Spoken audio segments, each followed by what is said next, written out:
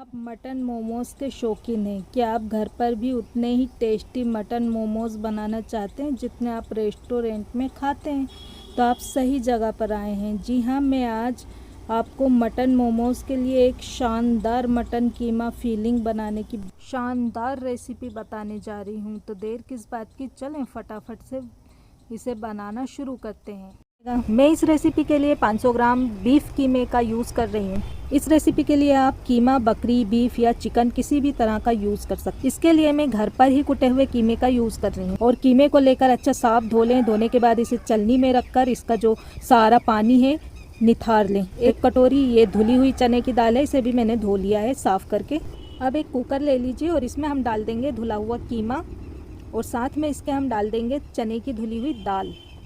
1 चाय का चम्मच नमक आप अपने स्वाद के हिसाब से डालना और आधा चाय का चम्मच हल्दी का पाउडर। और अब इसमें हम पानी डालेंगे तो किस हिसाब से डालना है, तो जिस हिसाब से हमने चने की दाल ली है ना 1 कटोरी, इसी कटोरी से हमें 1 कटोरी भरकर इसमें पानी डाल देना है। अच्छा अंदाज़ा है, एक सा पानी रहेगा, कीमा जलेगा भी नहीं और दाल और कीमा हमारा अच्छे से पक जाएगा। तो इसे हम अच्छी तरह से मिला लेंगे और कुकर का ढक्कन लगा देंगे। अब गैस चालू करें और इसके ऊपर कुकर रख दें हाई फ्लेम पर। पहली सीटी आने के बाद आंच धीमी कर दें, दूसरी सीटी आने के बाद आंच बंद कर दें। इसे कुछ मिनट के लिए बिना किसी छेड़छाड़ के ऐसे ही रहने दें और फिर इसके बाद जब इसका प्रेशर अपने आप रिलीज हो जाए तो ढक्कन खोलिए। यहाँ पर प्रेशर कुकिंग का जो टाइम है वो हमारे गोश्त पर भी रहता है, इस तरह का है। अगर गोश्त अच्छा है तो 2 सीटी आने के बाद अच्छी तरह से पक जाएगा, नहीं तो आप इसे कुछ मिनट के लिए और पका। तो यहाँ पर प्रेशर कुकर का जो प्रेशर है अपने आप रिलीज हो गया था। इसके ढक्कन को हम खोलेंगे और कीमे को और दाल को चेक करेंगे। ये आप देखिए, ये अच्छी तरह से पक गया है। दाल को हमें बहुत ज़्यादा सॉफ्ट नहीं करना है वरना ये घुल जाएगी। इसे हमें 90% तक ही पकाना है। और पानी का जो अंदाज़ा नाप लिया था ना हमने, इसमें बिल्कुल परफेक्ट था।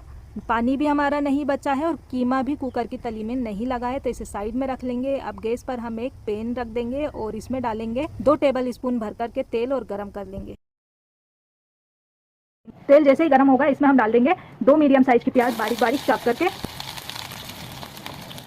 मीडियम आंच पर प्याज को हम नरम होने तक फ्राई करेंगे। तो प्याज हल्की सी पारदर्शी और नरम हो गई। अब इसमें हम 4 हरी मिर्च बारीक चॉप करके डालेंगे और हरी मिर्च को हम आधे सेकेंड के लिए भून लेंगे। इसके बाद आंच को पूरी तरह से धीमी कर दें। अब इसमें हम डालेंगे सूखा साबित धनिया कूट करके 1 चाय का चम्मच, 1 चाय का चम्मच लाल मिर्च पाउडर, गरम मसाला पाउडर 1 चाय का चम्मच, ये मेरे घर का बना हुआ है। आप बाजार का गरम मसाला कोई सा भी ब्रांड का ले सकते हैं। अच्छे से मिक्स करेंगे। ये देखिए, और आंच को बिल्कुल मैं स्लो पे कर दिया है जिससे कि हमारे जो मसाले हैं पैन में चिपकेंगे नहीं। अब इसमें हम डाल देंगे कीमा जो हमने उबाल कर रखा था। तो कुकर से डायरेक्ट मैं इसमें डाल दे रही हूँ। आंच को थोड़ा सा तेज कर देंगे, मीडियम हाई फ्लेम, और इसे कर लेते हैं अच्छी तरह से मिक्स।